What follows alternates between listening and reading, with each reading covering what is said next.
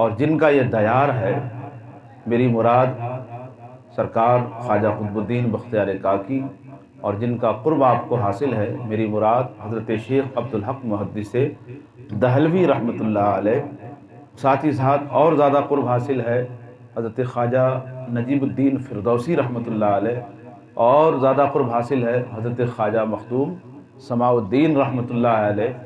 اس کے علاوہ یہ اولیاء کرام کا جھرمٹ ہے یہ نگری، اور قریب آپ کے مصلی شریف ہیں جہاں حضرت خواجہ قطب الدین، حضرت خواجہ معین، حضرت بابا فرید ایک ساتھ بیٹھ کر جلوہ یار دیکھا کرتے تھے، ایک ساتھ بیٹھ کر جلوہ یار دیکھا کرتے تھے۔ ذرا اندازہ کیجئے، اور قریب میں ہی شمشی تالاب ہے جہاں نبی رحمت کا دیدار نصیب ہوا، ٹھیک، اور قطب الاقطاب کی ذات آپ جانتے ہیں، وہاں سے نور کا جو سلسلہ شروع ہوتا ہے وہ آسمان پار کرتا ہوا رب کے حضور یعنی عرش اعظم سے جس کا سلسلہ چلتا ہو، اور وہاں سے نور کا سلسلہ اس مہرولی کی سرزمین پر اترتا ہو، اور یہاں سے عالم میں قطبیت بڑھتی ہو، کتنی مبارک جگہ ہے۔ یعنی اگر آپ سوچنے بیٹھ جائے اور صرف بات ہم کریں سرزمین مہرولی کی، تو میں سمجھتا ہوں کہ پوری رات گزر جائے گی، یہاں سے جڑی ہوئی تاریخ اور ان مبارک ہستیوں کا ذکر جو ہے وہ ختم نہیں ہوگا۔ یہ تو وہ چیزیں ہیں جن کا ہمیں معلوم ہے، جن کا ہمیں معلوم ہے، اور جو چیزیں معلوم نہیں، جو چیزیں ہمیں معلوم نہیں اس کا تو کہنا ہی کیا ہے۔ اور آج دیکھیے، باتوں ہی باتوں میں ہم اپنے موضوع کی طرف پہنچ گئے۔ آج جو موضوع آپ کے لیے لیا گیا ہے، پچھلے 2 مہینے سے جس موضوع پر میں برابر گفتگو کر رہا ہوں، مولانا حشمت صاحب قبلہ اس کے گواہ ہیں، وہ ہے قبلہ ڈائریکشن کا، قبلہ ڈائریکشن کا۔ اسی سے جڑی ہوئی ایک کڑی آج جو ذہن میں آ گئی ہے، انشاءاللہ وہ پیش کر کے اپنی بات ختم کروں گا۔ تو جو ظاہر اور باطن کی بات ہوئی ہے، یہی آج موضوع سخن ہے سید صاحب۔ ظاہر اور باطن یہی آج کا موضوع سخن ہے۔ توجہ کے ساتھ تشریف رکھیے گا، انشاءاللہ اپنی بات کہہ کر ہم صلاۃ و سلام کے لیے کھڑے ہوں گے۔ نحمدہ ونصلی علی رسولہ الکریم، اما بعد، فاعوذ باللہ من الشیطان الرجیم، بسم اللہ الرحمن الرحیم، هو الاول والآخر والظاہر والباطن، صدق اللہ العظیم وصدق رسولہ النبی الکریم۔ بآواز بلند درود پاک کا نذرانہ، اللہم صلی علی سیدنا شفیعنا مولانا محمد وبارک وسلم صلاۃ و سلاما علیک یا رسول اللہ صلی اللہ تعالی علیہ وسلم۔ قرآن مقدس کی بڑی مشہور آیت ہے یہ، سورہ حدید آیت نمبر 3۔ آپ حضرات کو بھی جب اللہ توفیق دے تو اس آیت شریف کا مطالعہ ضرور کیجیے گا، اور دل کی گہرائیوں سے چھپی ہوئی جو آپ کے اندر کیفیت ہے، روحانیت ہے، اس کو بروئے کار لاتے ہوئے، بالخصوص یہ آپ کو دعوت ہے اس موضوع پر۔ جیسا کہ ابھی قبلہ مولانا حشمت صاحب فرما رہے تھے کہ بات کچھ ایسی ہو جو دل پر اثر کرے، بات کچھ ایسی ہو جس سے فکر پیدا ہو، بات کچھ ایسی ہو جس پر بندہ سوچنے پر مجبور ہو جائے، بات کچھ ایسی ہو کہ پانی اگر جھرنے سے گرتا ہو تو وہ ٹھہر جائے، بات کچھ ایسی ہو کہ ہوا چلتی ہو تو رک جائے، بات کچھ ایسی ہو کہ سورج اپنی منزل طے کرتا ہو تو ٹھہر جائے، بات کچھ ایسی ہو ستارے جگمگاتے ہوں تو ان کے اندر جو فلیکچویشن ہوتا ہے وہ رک جائے، بات کچھ ایسی ہو کہ دل کو قرار آ جائے۔ اور وہ بات کیوں کرنا ہو؟ کیونکہ جس مذہب کے آپ ماننے والے ہیں، جس پر آپ عمل کرنے والے ہیں، اس نے آپ کو روز روشن کی طرح ہر چیز کو آپ کے سامنے اجاگر کر دیا ہے قرآن و سنت کے ذریعے اور ان بزرگان دین کے طفیل۔ تو لہذا پوری توجہ کے ساتھ ذرا سماعت کیجئے گا جس آیت مبارکہ کو میں نے پڑھنے کا شرف حاصل کیا، هو الاول والآخر والظاہر والباطن وهو بكل شيء علیم۔ اللہ وہی ہے جو اول ہے، اللہ وہی ہے جو آخر ہے، اللہ وہی ہے جو ظاہر ہے، اللہ وہی ہے جو باطن ہے۔ اول سمجھ میں آتا ہے کہ اللہ ہی کی ذات ہے سب سے پہلے، آخر سمجھ میں آتا ہے کہ اللہ ہی کی ذات ہے، ظاہر سمجھ میں آتا ہے کہ پوری کائنات میں جو جلوے بکھرے ہوئے ہیں وہ میرے رب کے ہیں، اور باطن وہ چھپا ہوا علم، وہ چھپی ہوئی ذات جہاں اس عقل کا ادراک نہیں ہو سکتا۔ جس طرح سے رب ظاہر ہے لیکن ان ذرات کو یہ جو آنکھیں ہیں ان پر جو پردہ پڑا ہے یہ دیکھ نہیں سکتی، لیکن دلائل وہ براہین کی موجودگی میں، ان کی روشنی میں اگر میرے رب کا کوئی دیدار کرنا چاہتا ہے تو اس کو قطب الاقطاب کی چوکھٹ پر آنا پڑے گا، اس کو بابا فرید الدین کا دامن تھامنا پڑے گا، اس کو غوث اعظم کا نعرہ لگانا پڑے گا، حضرت خواجہ معین الدین کی چوکھٹ کو چوم کر دیدار یار کر کے اپنے آپ کو امر کر لینا ہوگا۔ اگر ایسی کیفیت پیدا کرنا چاہتے ہیں تو بلا شبہ ان بزرگوں سے سیکھنا پڑے گا کہ حضور یہ ظاہر کیا ہے، یہ باطن کیا ہے، یہ جلوے کیا ہے، یہ خلوت کیا ہے، یہ جلوت کیا ہے، ہماری سمجھ سے بالا تر ہے۔ تب آپ کو یہ کہتے نظر آئیں گے، او گمراہ انسان، او لائن سے بھٹکے ہوئے انسان، ذرا قریب جو تو نے مادیت پرستی کا اپنے اوپر زنگ لگایا ہوا ہے، جو گناہوں کی آلودگی میں تو رات و دن نظر آتا ہے، جو تیری کیفیت بدحواس نظر آتی ہے، ان سب چیزوں سے توبہ کر، توبہ نصوحہ حاصل کر لے، اس کے بعد تو اللہ کے حضور حاضر ہو، نہ تجھے دیدار یار ہو جائے تو ہمیں پکڑنا۔ تو اگر ہم دیدار یار چاہتے ہیں، وہی میں نے عرض کیا کہ آپ اتنے قریب ہیں دیدار یار سے، جائے دیدار یار، جائے دیدار یار سے اتنے قریب ہیں کہ جہاں یہ اللہ والے بیٹھ کر رب کو راضی کیا کرتے تھے، یعنی یہ سمجھ لیجئے جہاں ظاہر اور باطن ایک ہو جایا کرتا تھا اسی جگہ کا نام اولیاء مسجد ہے، وہی وہ مبارک مصلی جات ہیں۔ اور ذرا ادب کا مقام دیکھیے گا، سمجھیے گا ادب کا مقام کیا ہے، اس سے ہی آگے نبی رحمت نے جہاں جلوے دکھائے تھے وہ جگہ موجود ہے، جہاں نبی رحمت نے اپنا دیدار نصیب فرمایا تھا۔ آپ کا دیدار رب کا جلوہ نہیں تو کیا ہے؟ آپ کا دیدار ہونا کھلی آنکھوں سے یا خواب میں یہ جلوے خدا نہیں تو کیا ہے؟ یہ ظاہر اور باطن کا امتجاز نہیں تو کیا ہے؟ یہ مرکز نہیں تو کیا ہے؟ یہ سینٹر نہیں ہے کیا ہے؟ یہ روحانیت کا وہ عظیم سینٹر ہے کہ اس جیسا سینٹر نہ کبھی ہوا نہ کبھی ہوگا۔ اسی کو اول کہہ لیجئے، اسی کو آخر کہہ لیجئے، اسی کو ظاہر کہہ لیجئے، اسی کو باطن کہہ لیجئے۔ یعنی جہاں ساری قوتیں آ کر مل جاتی ہوں اسی مبارک ہستی کا نام جناب محمد الرسول اللہ صلی اللہ علیہ وسلم ہے۔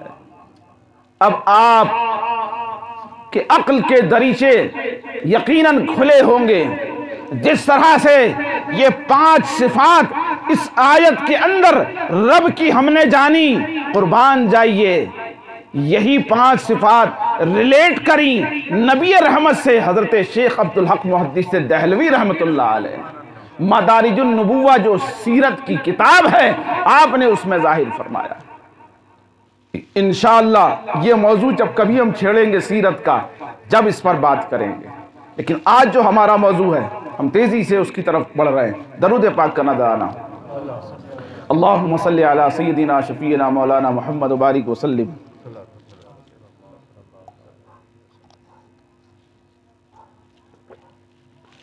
یہ جو میں نے آپ کے سامنے مصلوں کی بات رکھی، آپ میں سے کتنے لوگ گئے؟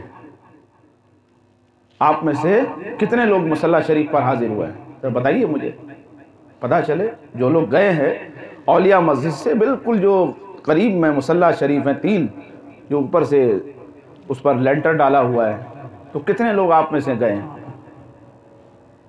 ہاتھ اٹھا کے بتائیے مجھے، آپ میں سے کتنے لوگ گئے؟ آپ گئے، ماشاءاللہ، اکثر لوگ گئے۔ جایا کیجئے، مصلوں سے پیچھے ذرا 2 قدم ہٹ کر وہاں نماز دوگانہ ادا کیا کیجئے۔ اچھا، مصلی آپ نے فرمایا کہ وہاں آپ حاضر ہوئے، مصلی کا رخ کدھر ہے؟ قبلہ۔ مصلی کا رخ قبلہ کی جانب ہے، یہی ہے نا؟ اللہ والے چاہتے تو کسی اور رخ پر بیٹھتے۔ ذرا سمجھیے گا، ان اللہ والوں نے ظاہر اور باطن دونوں کا پریکٹیکل ہمیں دیا ہے۔ ظاہری زبان سے، علم و قدرت سے ان اللہ والوں نے اپنے جلوے بکھیرے ہیں، وہی اپنے عمل سے، اپنے پریکٹیکل سے باطن کو اجاگر بھی کر دیا۔ یعنی ظاہر و باطن کیا ہے کہ دونوں ایک ہونا۔ تبھی صوفیہ کی اصطلاح میں ظاہر اور باطن ایک ہونے پر زور دیا گیا ہے۔ اب ذرا میں آسان کر دوں، پھر آتا ہوں اس بات پر۔ آپ کہیں گے بار بار ظاہر و باطن کو آپ کیوں اس پر توجہ لانے کی کوشش کر رہے ہیں، کیوں ہمیں توجہ دلوا رہے ہیں؟ میاں ظاہر و باطن وہ چیز ہے، آپ ذرا غور کیجئے گا، آج پوری دنیا میں جو فساد پائے جا رہا ہے، چاہے وہ باپ بیٹے کے بیچ ہو، ماں بہن، رشتہ دار، خاندان، معاشرہ، سماج، ملک، تمام لوگوں کے بیچ میں جو خلفشار پایا جا رہا ہے، اس کی واحد وجہ یہ ہے کہ ہمارا ظاہر اور باطن ایک نہیں ہے۔ اپنے لیے کچھ چاہتے ہیں، دوسرے کے لیے کچھ چاہتے ہیں، اپنے لیے کچھ کرتے ہیں، دوسرے کے لیے کچھ کرتے ہیں، اپنے لیے کچھ اور پسند کیا کرتے ہیں اور دوسرے کو کچھ اور دے دیا کرتے ہیں۔ ذرا انصاف کر کے بتائیے گا، کیا حدیث میں اس کی رہنمائی نہیں ملتی؟ صراحت کے ساتھ حدیث موجود ہے۔ آقا نعمت ارشاد فرماتے ہیں، جو اپنے لیے پسند کرو وہی اپنے دوسرے بھائی کے لیے پسند کرو۔ یہ حدیث پاک سنتے ہیں کہ نہیں سنتے؟ لیکن بتائیے، کبھی عمل کی توفیق ملی، کبھی ذہن گیا، کبھی توجہ گئی کہ نبی رحمت کی اس حدیث کو کیوں مانا جائے؟ کبھی غور کیا آپ نے؟ کبھی یہ جانا یہاں جتنے لوگ بیٹھے ہیں ان کے دلوں میں اس وقت کیا چل رہا ہے، ان کے ذہن میں کیا چل رہا ہے؟ کیا آپ ایک دوسرے کو جج کر سکتے ہیں، ایک دوسرے کا اندازہ کر سکتے ہیں؟ آپ سے پوچھا جائے، آپ کہیں گے نہیں، یقیناً مولانا یہ جو ہے ہماری بساط سے باہر ہے، لیکن اتنا ضرور ہے کہ میرے دل میں جو چل رہا ہے وہ میں جانتا ہوں، ان کے دل میں جو چل رہا ہے یہ وہ جانتے ہیں۔ جب زبان کھلے گی، زبان پر جو کلمات آئیں گے اس سے اظہار ہوگا، کیا وہ اظہار حقیقت سے تعلق رکھتا ہے یہ ایک الگ بات ہوگی۔ دونوں ہی چیزوں میں جو ہے مماثلت پائی جائے گی، یہ ایک الگ بات ہے۔ دل کچھ کہتا ہے، زبان کچھ کہتی ہے، اسی لیے حدیث میں موجود ہے۔ ان اللہ والوں نے توجہ دلانے کی کوشش کری ہے، اقرار باللسان و تصدیق بالقلب، زبان سے جہاں اقرار کرتے ہو دل سے تصدیق کرو، تب تمہارا پکا اور سچا ہونا مانا جائے گا۔ تو بتائیے کہاں نہیں ہے ظاہر اور باطن؟ ہر جگہ ظاہر اور باطن پر توجہ دی گئی ہے۔ جیسے آپ اندر سے ہو ویسے ہی باہر سے ہو نظر آؤ۔ اسی کو اولیاء نے خلوت اور جلوت کہا ہے۔ جیسے آپ اکیلے میں ہو ویسے ہی آپ لوگوں کے سامنے ہو، تب تو ہے کمال، ورنہ آپ کر رہے ہیں دھوکہ، معاف کیجئے گا، کس سے؟ کسی دوسرے سے نہیں، خود اپنے آپ کو آپ دھوکہ دے رہے ہیں۔ جب آپ اکیلے میں ہیں، جس کو خلوت کہا گیا ہے، آپ بے اختیار نظر آتے ہیں۔ صوفیہ نے ڈھونڈنے کا طریقہ بھی بتایا سید صاحب، کہ جب کسی کو جج کرنا ہو اس کی تنہائی میں خاموشی سے دیکھو اس کو. سب کو دیکھنے کی دعوت نہیں ہے، یہ بھی مسئلہ یاد رکھیے گا. مثلا کسی کو آپ کو پیشوا بنانا ہے، کسی سے آپ ضروری کام لینا ہے آپ کو، تو ذمہ داران کے اوپر یہ عائد ہوتا ہے کہ وہ جا کر خاموشی سے حضرت کو جلوت میں نہیں خلوت میں پرکھیں. کس میں پرکھیں؟ خلوت میں. آپ کو صحیح اندازہ ہو جائے گا کہ حضرت کس رنگ میں ہے. وہاں اسی طرح سے جس طرح سے نوجوان بچے بیٹھے نا، جب آپ پیغام شادی آپ کو بھیجنا ہو تو اس سے پہلے حدیث پاک میں کیا رہنمائی ملتی ہے؟ آپ جا کر ٹھیک پردے کا لحاظ کرتے ہوئے لڑکی اور لڑکا حدود میں رہتے ہوئے ایک دوسرے کو دیکھ لیں، سمجھ لیں. صراحت کے ساتھ چہرے کا ذکر ہے، ان ہتھیلیوں کا ذکر ہے کہ بعد میں فساد انہی دو چیزوں سے ہوتا ہے. اسی سے کہنے والے کہتے ہیں کہ خط کا مضمون لفافے سے پتہ چل جاتا ہے. آپ سمجھیے، میں آپ کی توجہ یہاں لانا چاہ رہا ہوں کہ ظاہر و باطن کا حکم کہاں نہیں ہے، بس ہماری توجہ جو ہے وہ بکھری ہوئی ہے. آج کی اس محفل میں جمع ہے تو کوشش یہ کیجئے اپنی بکھری ہوئی توجہ کو ایک جگہ لائیے اور اپنا ظاہر و باطن ایک کرنے میں لگ جائیے. یقین جانیے اس کا فائدہ کیا ہوگا؟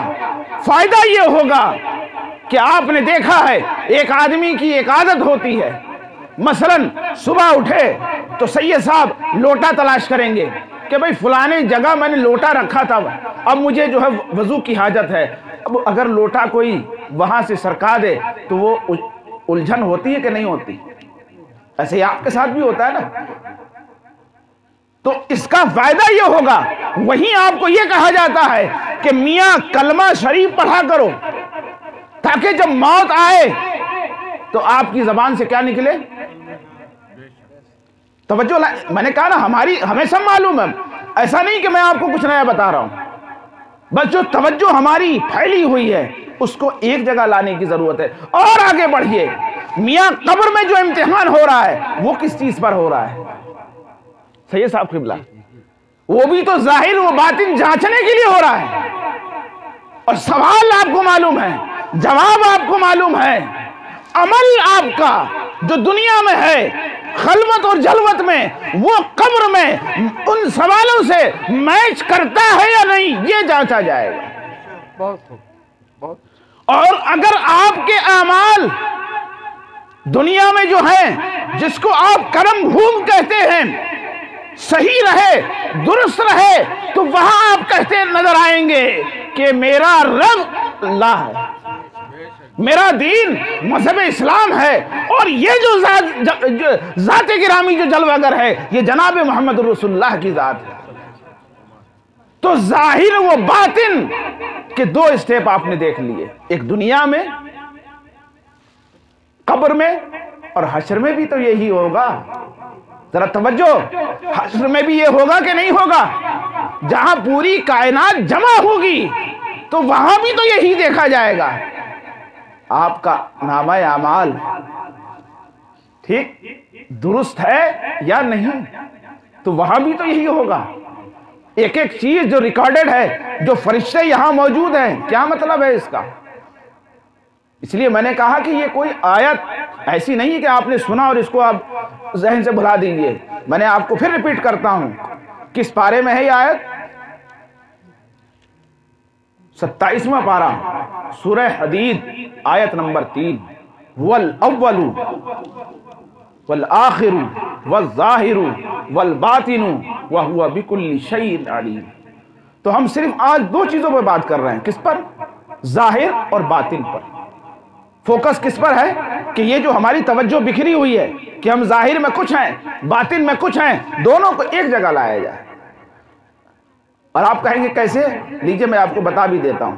یہ دو انگلیاں ہیں، یہ ایک، یہ دو، ظاہر باطن. اب کتنی ہیں؟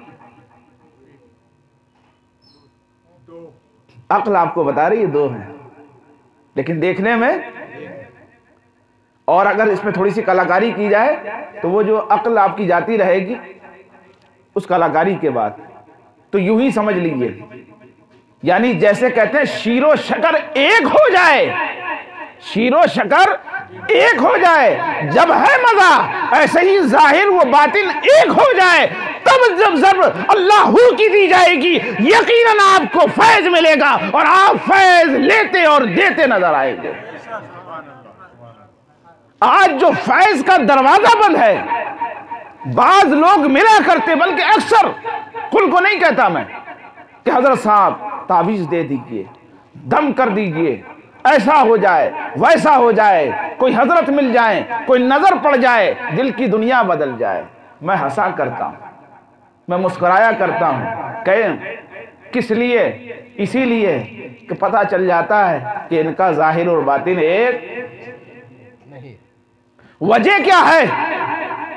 رب کا ارشاد ہوتا ہے، اے بندہ مومن تجھ سے میں اتنا قریب ہوں جتنا کہ دماغ اور دل کو جوڑنے والی شہ رگ، بلکہ اس سے بھی زیادہ قریب ہوں، نحن اقرب اس کو کہا ہے۔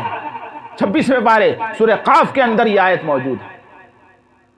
تو جو رب آپ سے اتنا قریب ہو اور آپ کا دل وہ عرش اعظم سے تعلق رکھتا ہو، روح جو رب کا حکم ہو، جو یہاں آتی ہو یہاں سے جاتی ہو، اور پھر آپ کہیں اور تلاش کریں رب کو، یہ تو ظاہر باطن ایک نہیں ہے آپ کا، معاف کیجئے گا۔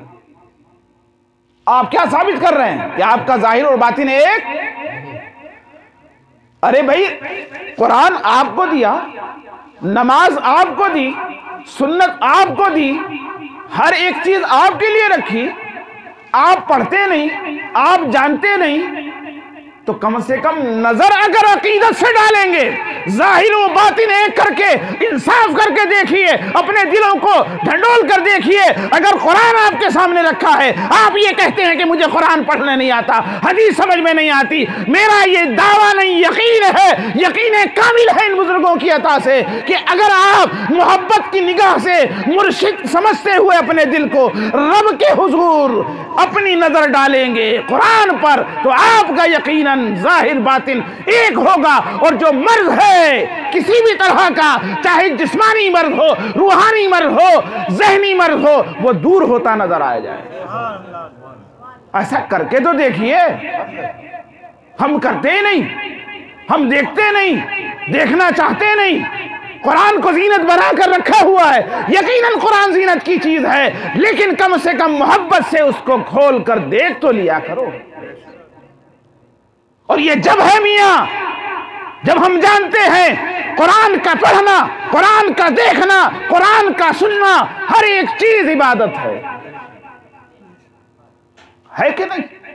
تو میں نے کیا عرض کیا، ہماری توجہ بگڑی ہوئی ہے، سب ہم جانتے ہیں، میں کوئی نئی چیز نہیں بتا رہا، بس ایک سینٹر پوائنٹ آپ کو دیا ہے میں نے کہ اپنا ظاہر و باطن ایک کیجئے، نہ بھی پڑھنا جانتے ہو وضو کیجئے، قرآن کھولیے محبت سے اور نظر ڈالیے رب اس میں کیا لکھا ہے یہ تو جانتا ہے، کیونکہ بغیر تیری عطا کے کتنا بڑا بھی محدث ہو، مفتی ہو، عالم ہو، جابر ہو، حاکم ہو، وہ سمجھ نہیں سکتا اس قرآن کو۔ اسی قرآن میں موجود ہے ثم ان علینا بیانا، جب تک رب نہیں چاہتا قرآن کی گرہ اس کے ذہن پر نہیں کھلا کرتی ہے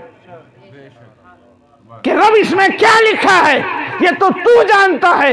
یہ میری لاپرواہی ہے، کوتاہی ہے کہ قرآن کو میں نے نہیں جانا، نہیں سمجھا، پر اس کا ایک ایک حرف جو ہے وہ حق بجانب ہے، سب کو حق مانتے ہوئے اسی کے طفیل تجھ سے میں یہ مدد چاہتا ہوں، یہ کرم چاہتا ہوں، یہ رحم چاہتا ہوں، لہذا اس کے طفیل تو مجھ پر کرم فرما دے۔ نہ کرم ہو، نہ رحم ہو، نہ عطا ہو تو ہم بھی یہی بیٹھے ہیں کہ کیسے عطا نہ ہو۔ یہ حقیقت ہے کہ نہیں؟ تو ایسی حقیقت سے ہم دور ہیں، ہماری توجہ بگڑی ہے کہ نہیں بتائیے۔ اب یہ پہلا پارٹ آپ نے سن لیا، کیا ہے کہ ظاہر باطن ایک نہیں، جس کی وجہ سے ہماری پوری توجہ، جو روح ان میں ہے، رفراز صاحب میں، سید صاحب نے، حافظ صاحب میں، جناب میں وہی روح تو مجھ میں بھی ہے. جس نبی کی امتی آپ، اس نبی کا امتی میں بھی. تو یہاں جتنے بیٹھے ہیں چھوٹے بڑے، ٹھیک، سب میں تو وہی نور ہے، سب میں تو وہی کیفیت ہے، سب اسی خدا کا نام لیتے ہیں، سب اسی مسلک، مذہب، عقیدے کے ماننے والے، سب کا دل لا الہ کے لیے تڑپتا، اسلام پر جان دینے کے لیے دھڑکتا. یہی کیفیت ہے نا، کچھ الگ تو نہیں ہے. تو ہے کیا کہ وہ جو توجہ ہے، اس کا جو ڈائریکشن ہے، اس کا قبلہ جو ہے وہ بگڑ گیا ہے، وہ بگڑ گیا ہے. اب ذرا غور کرنا کیسے بگڑتا ہے. لیکن یہ پارٹ پورا کر دوں. جہاں وہ 3 مصلے ہیں، انہوں نے اپنے مصلے کو وہاں کیوں بنایا بزرگوں نے؟ پوری مہرولی تھی، کہیں بھی چلے جاتے، پوری مہرولی تھی، کہیں بھی چلے جاتے. یہی جگہ کیوں انہوں نے اس کا انتخاب کیا؟ ذرا توجہ سے سنیے گا. اولیاء مسجد میں جہاں مصلے ہیں 3 بزرگوں کے، وہ بھی 3 اپنے وقت کے جلیل القدر. بابا فرید کا جواب نہیں، قطب الاقطاب کا جواب نہیں، اور میرے خواجہ کا تو ہے نا، پورا ہندوستان ان کا ہے. آپ عطائے رسول ہیں، اور یہ تینوں ایک جگہ جمع، کیا دعوت دے رہے ہیں آخر؟ اور آپ نے یہ بھی سنا ہے ایک جنگل میں ایک ہی شیر ہوتا ہے، ایک محل میں ایک ہی راجہ ہوتا ہے، یا 3 راجہ مہاراجہ، وہ بھی ایک جگہ. اس ٹیکنالوجی نے سمجھا دیا. یہ جتنے قمقمے لائٹیں آپ کو نظر آ رہی ہیں، یہ جتنے موبائل اور یہ ساری چیزیں جو آپ کو نظر آ رہی ہیں، یہ ایکسپلور ہوئی ہیں، یعنی یہ پھیلی ہوئی ہیں، ان کا ایکسپلوریشن ہے. اور جب یہ جڑنا شروع ہوں گی، جڑتے جڑتے آپ کے محلے سے، ٹرانسفارمر سے، اور جگہوں سے، اور حتیٰ کہ کہاں تک پہنچے گی جہاں سے بجلی. اور اگر آپ کو پتہ چل جائے کہ آپ جو یہ روشنی حاصل کر رہے ہیں، اس کا جو سینٹر ہے وہ قریب میں ہے، اس کا سینٹر جو ہے وہ قریب میں ہے، تو آپ کیا کریں گے؟ اور میں موبائل ٹیکنالوجی کی بات کروں تو آج بھی نیٹ ورک کی دقت ہے. 5G آنے کے بعد بھی تو نیٹ ورک کی دقت ہے نا، ٹھیک. تو اگر آپ کو پتا چل جائے کہ نیٹ ورک ٹاور وہ قریب ہے، تو آپ کیا کریں گے؟ اس سے قریب تر ہو کر کوشش یہ کریں گے جہاں پورے سگنل آ جائے وہاں سے بات کروں، وہاں سے فائدہ اٹھاؤں ٹیکنالوجی سے. ارے یہی تو میں آپ کی توجہ یہاں لانا چاہتا ہوں. ان 3 مہاراجاؤں نے جو یہ کوشش کری، یہ مصلے جہاں بنائے، اس کے سامنے قدم رسول موجود ہے، جس بنیاد پر انہوں نے اس کو بھلانا چاہا کہ ٹاور جو ہے نور کا وہ یہاں موجود ہے، وہ یہاں قدم انہوں نے رنجا فرمایا تھا. لہذا یہاں سے جو سگنل ملے گا، یہاں سے جو دیدار یار ہوگا، اس سے بہتر جگہ پوری مہرولی کیا پوری دہلی میں موجود نہیں. اس بنیاد پر وہ مصلے وہاں جمائے گئے. یہ درس دے دیا کہ اگر جلوہ یار دیکھنا ہے تو میرے مصطفیٰ کے قدم کو اپنے سر کا تاج بنانا ہوگا. اس کی عقیدت و احترام آپ کے دلوں میں ہو، اور اس کے توسل سے رب کے حضور حاضر ہو کر اپنا ظاہر و باطن ایک کرنے کی کوشش کرنی ہوگی. تبھی ہم قطب الاقطاب کے لقب سے سرفراز کریں گے، بابا گنج شکر کے لقب سے آپ کو سرفراز کریں گے، اور عطائے رسول کے لقب سے آپ کو سرفراز کر کے ہندوستان کا راجہ مہاراجہ بنا دیں گے. یہی ہے نا. تو پہلا پارٹ کیا ہے آج کی تقریر کا؟ کہ ہمارا ظاہر و باطن کیا ہے؟ بگڑا ہوا ہے. کیوں بگڑا ہے؟ کیونکہ قبلہ ڈائریکشن کس کا؟ نیت کا. قبلہ ڈائریکشن نیت کا. بس یہ پارٹ عرض کر کے صلاۃ والسلام کے لیے کھڑے ہوں گے. تیار ہیں آپ؟ بالکل بیدار ہیں تو درود پڑھ لیجئے. اللہم صلی علی سیدنا شفیعنا مولانا محمد وبارک وسلم صلاۃ و سلام علیک یا رسول اللہ صلی اللہ تعالی علیہ وسلم۔ نیت کا یعنی یہ ظاہر اور باطن، اس کا تعلق کس سے ہے؟ بولیے، نیت سے۔ اس کا تعلق کس سے ہے؟ آپ نے مولانا حشمت صاحب کی دکان سے 1 کلو کھجور خریدی، کتنی؟ عمدہ والی، ٹھیک ہے، 300 روپے والی، اور انہی کی دکان پہ دوسری کھجور بھی ملتی ہے جس کی قیمت 200 روپے ہے۔ دونوں کھجوریں آپ لے آئے، آج آپ نے فیصلہ کیا کہ میں اپنا ظاہر اور باطن ایک کروں گا، میں اپنا ظاہر اور باطن ایک کروں گا، یعنی اپنی نیت کو صاف کروں گا، جو یہاں گندگی بھر گئی ہے اس کو دور کروں گا۔ اب آپ آئے، آنے کے بعد آپ نے جو کھجور 200 روپے کے جی تھی اس کو لا کر کسی مہمان کے سامنے پیش کر دیا، اور 300 روپے والی ہے ظاہر باطن ایک نہیں نا؟ ظاہر باطن ایک کب ہوتا؟ جب آپ دونوں پیش کرتے،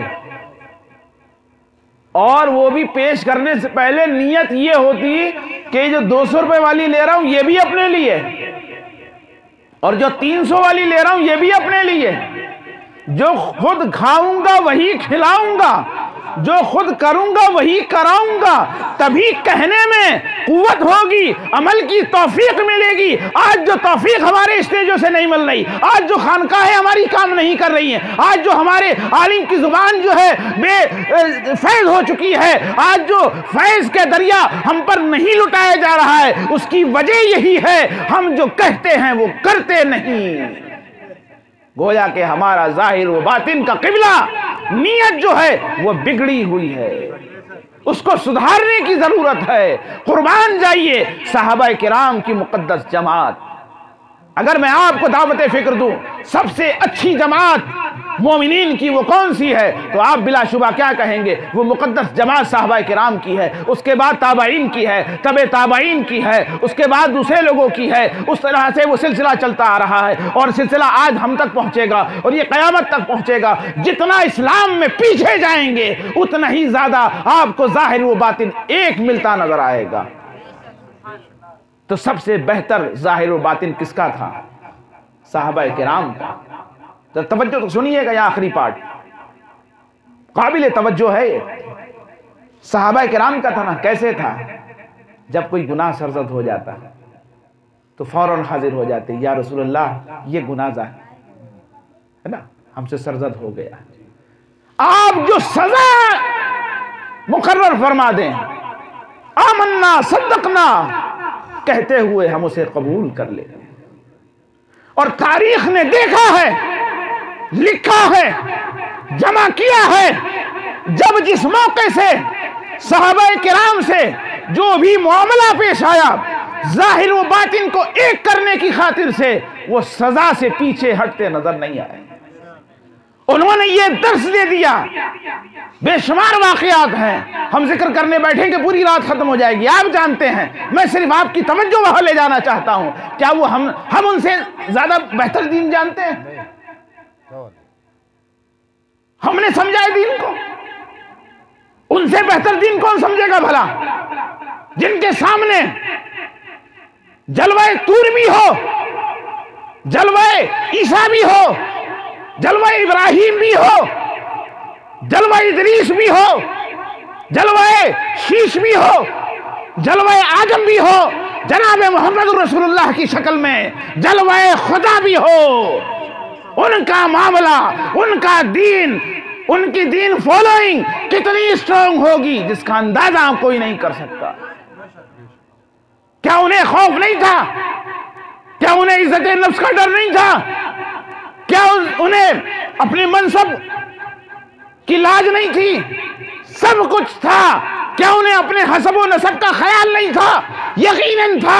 باوجود اس کے ایک خیال ضرور تھا، نبی نے فرمایا ہے ظاہر باطن ایک کرو، نیت کو درست کرو، آپ کو جو بھی عمل ملنا ہے اسی نیت پر ملنا ہے۔ اگر کوئی خطا ہو گئی ہے، سراپا سرکار موجود ہیں، نظر ڈال دیں گے، وہ مرض جاتا رہے گا اور نیت پاک ہو جائے گی۔ اور یہ ہونے کے بعد ہی تو ان کو رضی اللہ عنہم ورضوا عنہ کا خطاب دیا گیا کہ جاؤ تم سے رب راضی ہو گیا، تم رب سے راضی ہو گئے۔ ایسی مبارک جماعت، انہی میں سے بطور سبق یا تبرک کہہ لیجئے عمر فاروق کا ذکر میں یہاں پیش کیے دیتا ہوں، ذرا غور کیجئے گا۔ جب آپ کے سامنے قرآن مقدس کی آیت تلاوت کی جاتی، اس طرح کی آیات جن میں یہ ذکر ہوتا کہ رب کے حضور حاضر ہونا ہے اور وہاں آپ کے اعمال کا محاسبہ کیا جانا ہے، آپ کی پکڑ ہونی ہے، آپ کے ظاہر باطن کا خلاصہ ہوگا، یا یوں سمجھ لیجئے بروز محشر آپ کا ظاہر و باطن ایک کر کے آپ کے سامنے کیا پوری دنیا کے سامنے کھول دیا جائے گا کہ یہ جلوت میں ایسا تھا، یہ خلوت میں ایسا تھا، پیچھے گالیاں دیتا تھا، سامنے دعائیں دیتا تھا، پیچھے کچھ کیا کرتا تھا، سامنے کچھ کیا کرتا ہے، اپنے آپ کو اللہ والا کہلاتا تھا، اپنے آپ کو یہ جو ہے اس منصب پر جو ہے براجمان سمجھا کرتا تھا۔ لیکن آج اس کی عقیدت یہ ہے، آج اس کے معاملات یہ ہے، آپ نے دیکھا بھی ہے، آپ نے سنا بھی ہے کہ آپ کا آزا بولے گا تو آزا کیوں بولے گا؟ اس کی وجہ یہ ہے کہ آپ نے جتنا چھپایا ہے وہ سب کو ظاہر کر دیا جائے گا۔ یعنی بروز محشر خود اپنے آپ میں ظاہر باطن کرنے کا ایک ایسا عظیم پلیٹ فارم ہے جہاں پوری دنیا کی حقیقت کو سامنے رکھ دیا جائے گا۔ تو اس حقیقت کو سامنے رکھا صحابہ کرام نے، تب اپنے آپ کے اندر یہ فکر پیدا کری تھی کہ یہ ظاہری نفس کا کوٹنا، نفس کی مار یہ منظور ہے، لیکن رب ناراض ہو جائے، نبی ناراض ہو جائے، جنت پاک ناراض ہو جائے، اہل اللہ ناراض ہو جائے، یہ ہم سے نہ ہوگا۔ تو یہ ہے صحیح معنی میں قبلہ ڈائریکشن کا صحیح ہونا، یہی ڈائریکشن بگڑا ہوا ہے۔ ہمارے ساتھ بھی معاملات ہوتے ہیں، کیسے معاملات ہوتے ہیں؟ بس وہی بات کہہ کے بات ختم کرتا ہوں۔ تو قبلہ ڈائریکشن سمجھ لیا آپ نے کیسے بگڑا ہے؟ اتنا کچھ ہونے کے بعد میں حضرت عمر فاروق کا وہ واقعہ عرض کر رہا تھا کہ جب وہ آیات سنتے تھے تو آپ پر لرزہ طاری ہو جاتا تھا۔ مورخ نے لکھا ہے اسی طریقے سے ایک موقع سے آپ جا رہے تھے، قاری قرآن ایسی ایک آیت تلاوت کر رہا تھا، آپ جو اونٹ پر سوار تھے زمین پر تشریف لے آئے، خشیت الہی سے، اللہ کے خوف سے۔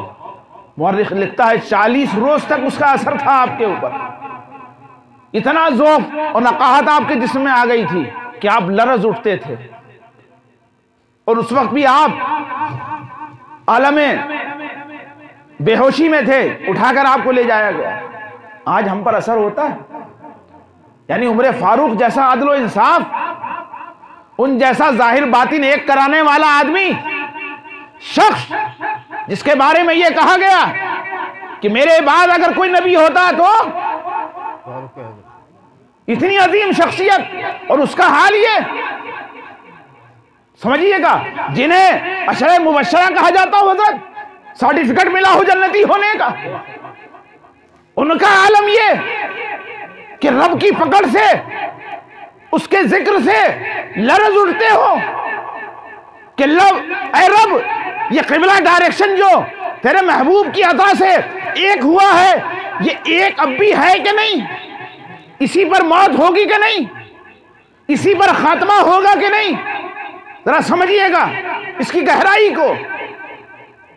اور ایسے ہی بے شمار صحابہ جن کا عمل یہ جو دن میں مسکرایا کرتے تھے، کیونکہ مسکرانا نبی کی سنت ہے، خندہ پیشانی سے ملنا نبی کی سنت ہے، لیکن جب رب کے حضور رات میں حاضر ہوا کرتے تھے تو لرزتے ہوئے قدموں کے ساتھ سجدہ و سجود نظر آیا کرتے تھے، اور اسی عالم میں صبح کر دیا کرتے تھے۔ وہ مقدس جماعت صحابہ کی جماعت تھی، تبھی ان کو عشرہ مبشرہ اور رضی اللہ عنہم ورضوا عنہ کی بشارت دے دی گئی۔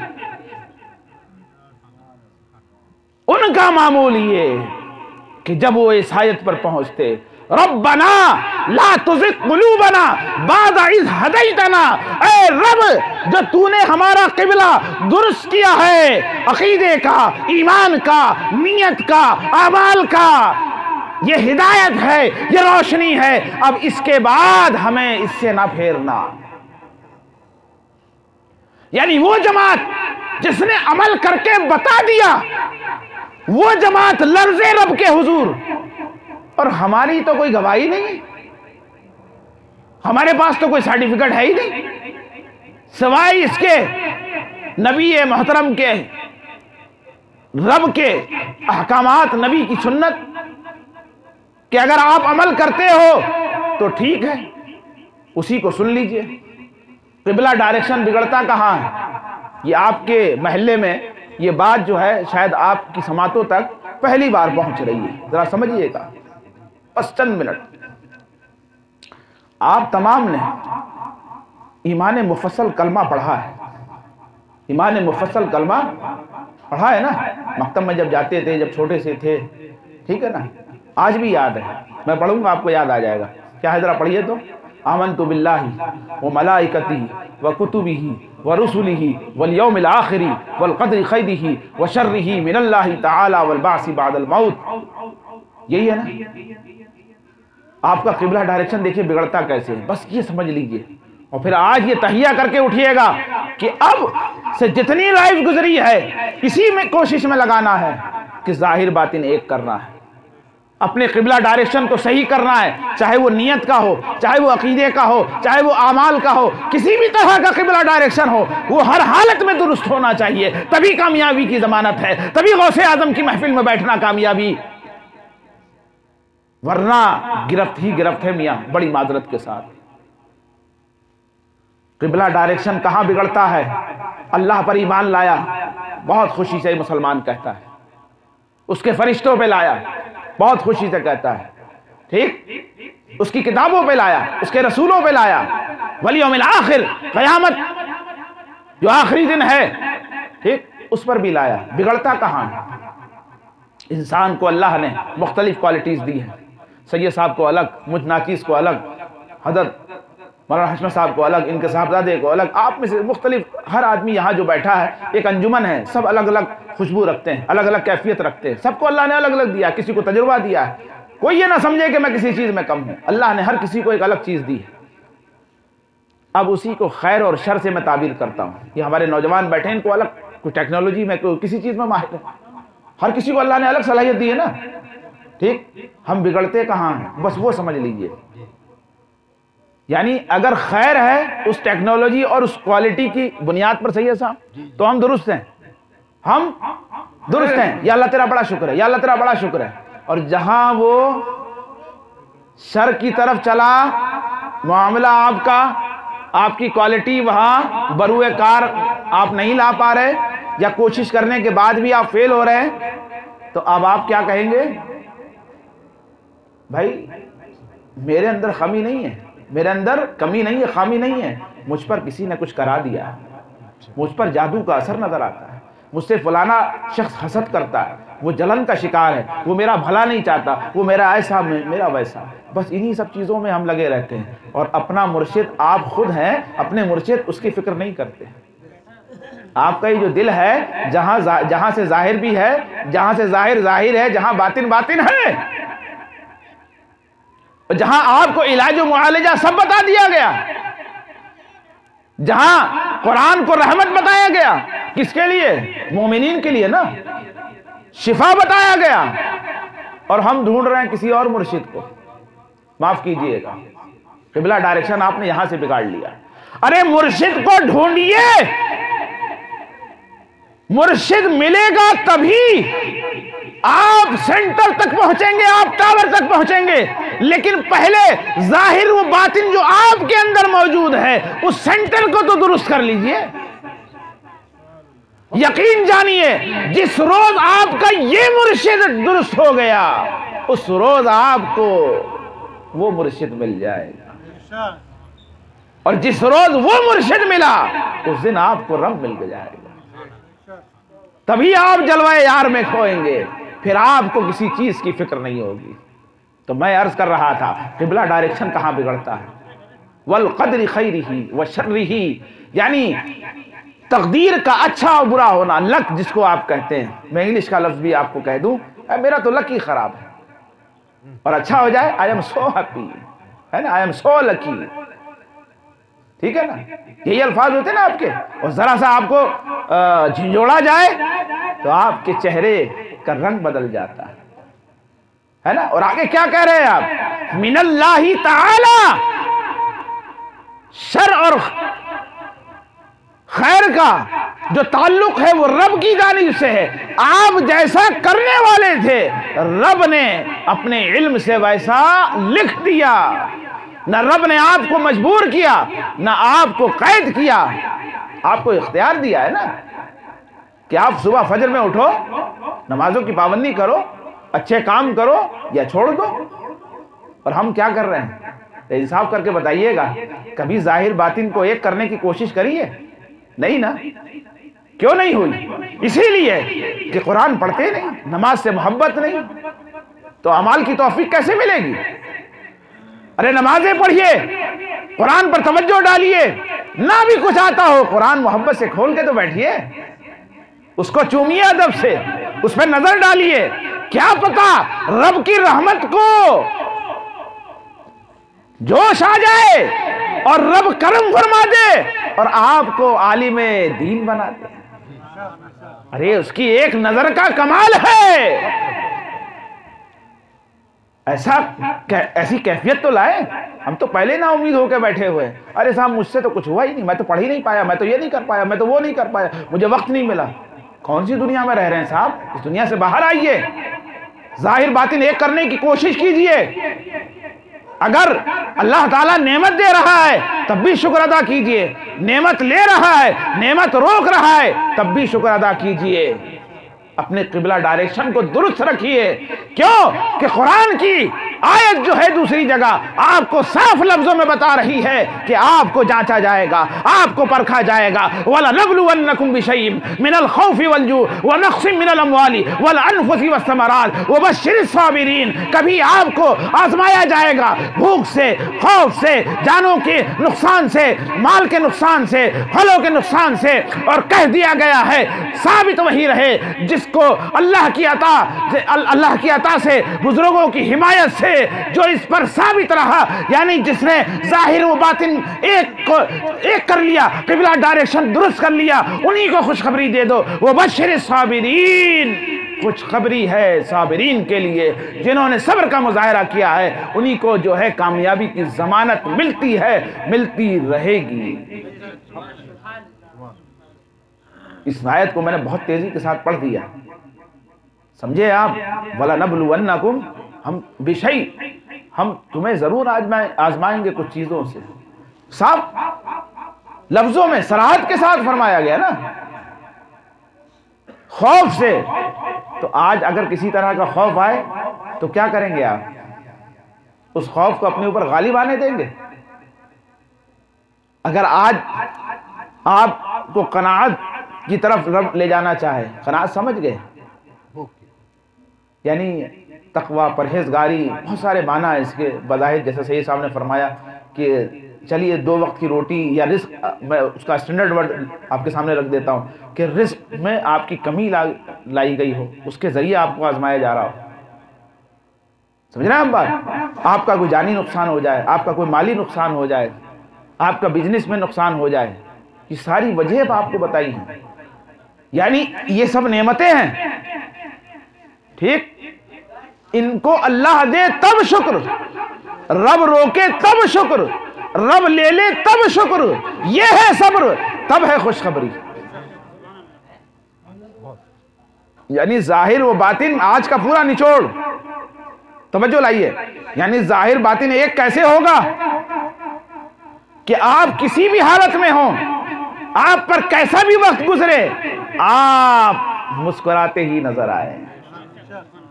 اور سن لو, 2 لفظ اور دے رہا ہوں, بات ختم کرتے ہیں. صوفیہ کی نگری میں موجود ہے نا اس وقت, صوفیہ کے 2 ہی عمل ہیں, یاد رکھیے گا. آپ کہیں گے یار پوری تقریر جو ہے وہ یاد رکھنا مشکل ہے, 2 ہی لفظ یاد کر لیتا ہوں. آپ میں سے کچھ ایسے بھی ہوں گے, اللہ کرے کہ ساری باتیں آپ کے دل میں اتر جائے. خدا کرے کہ آپ سے پہلے جو میں نے کہا میرے دل میں اتر جائیں, اس کے بعد آپ کو توفیق ملے. لیکن یہ 2 لفظ لے کر جائیے گا ضرور. صوفی کا کام ہے اللہ کی مخلوق سے، ہر شے سے محبت کرنا، محبت کی نظر سے اسے دیکھنا۔ کیوں؟ کہ آپ اپنے آپ کو تو اچھا سمجھ رہے ہو نا، اور جب دوسرے کو دیکھتے ہو تو ارے یہ کیا، یہ تو مجھ سے کم ہے، یہ تو یہ جانتا ہی نہیں، ارے یہ کیا، یہ تو کچھ بھی نہیں، تو آپ کا ظاہر و باطن بگڑ گیا نا۔ صوفیہ نے کتنے خوبصورت الفاظ میں کہا ہے کہ صوفی کا کام کیا ہے؟ جیسے ابھی آپ نے سنا نا کہ هو الاول والآخر والظاہر والباطن، وہی اللہ ہے نا۔ کون اللہ؟ جو اول بھی ہے، جو آخر بھی ہے، جو ظاہر بھی ہے، جو باطن بھی ہے نا، جو ہر چیز کا علم رکھتا ہے، وہی اللہ ہے نا۔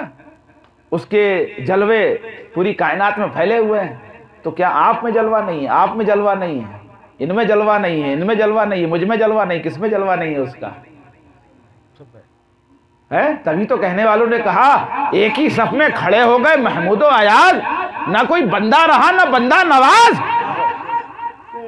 خود نماز جس چیز کا درس دیتی ہو، تو ہوگا اپنے گھر کا فن خواہ، تو ہوگا اپنے گھر کا امیر غریب، لیکن جب ہمارے حضور آئے گا تو تیرے بغل میں جگہ بھی نہیں بچنی چاہیے، تو آگے پیچھے بھی نہیں ہونا چاہیے، صفے درست ہو جائے۔ یہ اب میں بات ختم کر رہا ہوں، کبھی اور اس بات کو آگے بڑھاؤں گا، ہے نا۔ اگر عقل مند ہو، الحمدللہ نبی کے ماننے والے عقل مند ہوتے ہیں، تو نماز سے ہی سمجھ لو اتنا خوبصورت میسج دیا گیا ہے، ایک صف میں کھڑے ہو اور ایک کو چن لو، وہی سب کی ضمانت ہے، وہی سب کی نماز ہے نا قبول کرائے گا، اسی کا ذمہ ہے۔ لیکن امام بھی امام ہو، پھر امام بھی امام ہو جس کا روحانی کنیکشن مدینے والے سے جڑا ہو۔ تو سمجھئے گا صوفیہ کیا فرماتے ہیں؟ اللہ کی ہر مخلوق سے صوفی جو ہے وہ محبت کی نگاہ سے دیکھے۔ دیکھنے کا مطلب یہ ہے کہ اس کا قول و فعل، اس کا عمل اسی مطابق ہونا چاہیے۔ اور آخری بات اس کا پلٹ صوفیہ فرماتے ہیں جب تک صوفی ہو نہیں سکتا، جب تک کوئی صوفی ہو نہیں سکتا جب تک کہ اسے سہنا، برداشت کرنا، صبر کرنا آنا جاتا ہو۔ اور کیسا صبر، کیسی برداشت کہ اگر اس کا دشمن اسے پتھر بھی مارے تو وہ پھول برساتا نظر آئے۔ یہ ہے صوفی کی تعریف۔ تو صوفی اگر بننا ہے ہمیں آپ کو، ہے نا، تو یہ کرنا پڑے گا۔ دو کوالٹی اپنے اندر لے کر آئیے، پوری تقریر کا نچوڑ۔ آج سے ہر کسی کو محبت کی نظر سے دیکھنا، دیکھیے کتنی آپ کی ٹینشن دور ہو جائے گی۔ ورنہ صبح سے شام تک جتنے لوگوں کو آپ ملیں گے، آدھے سے زیادہ تو آپ کی امید کے مطابق سید صاحب کھڑے نہیں اتریں گے۔ آپ نے تقریر سن لی ظاہر و باطن کہ جو آپ اکیلے میں ہوں وہی سامنے ہوں، تو اس کے مطابق جب آپ جانچنا شروع کریں گے دوسروں کو، ارے یار یہ بھی نہیں ہے، یہ بھی نہیں ہے، یہ بھی نہیں ہے، ارے یار موڈ خراب ہو گیا۔ ارے تو میاں اس چکر میں مت پڑیے، ہر آدمی کو اپنی اپنی دیکھنی ہے، شیخ اپنی اپنی دیکھ، ہر آدمی اپنی فکر کرے کہ مجھے اپنا ظاہر باطن ایک کرنا ہے۔ اور اس کا فارمولہ کیا ہے؟ جس کو دیکھے محبت کی نگاہ سے دیکھے۔ اور اگر بغض، حسد، کینہ کچھ آئے نا دل میں تو محبت سے درود پڑھ لے، محبت سے درود پڑھ لے، بڑا ٹائم نہ ہو لمبا تو صلی اللہ علیہ محمد کہہ لے، صلی اللہ علیہ وسلم پڑھ لے، اتنا درود تو یاد ہی رہتا ہے سب کو۔ ارے کوئی کہتا مجھے یہ بھی نہیں آتا حضرت صاحب، ارے تو نبی کا نام ہی جپ لے، ہے نا، محمد کہہ لے، اس کے لب اپنے آپ میں مل جائیں گے، اشارہ دے دیں گے کہ خاموش ہو جائے۔ ایک چاشنی ہے، ایک محبت ہے اس نام میں، ٹھیک۔ اور جب کوئی تکلیف پہنچائے تب بھی مسکرا دو، تب بھی دعائیں دے دو اسے۔ سرکار مدینہ سے لے کر خواجہ اجمیری اور قطب الاقطاب تک یہی تو ہے سب جگہ، محبت کے پھول برسانے۔ تو اللہ تعالی ہم تمام کو اس پر عمل کی توفیق بخشے، اور جو کچھ عرض کیا گیا سب سے پہلے مجھے عمل کی توفیق دے، اس کے بعد آپ کو۔ وآخر دعوانا ان الحمدللہ رب العالمین۔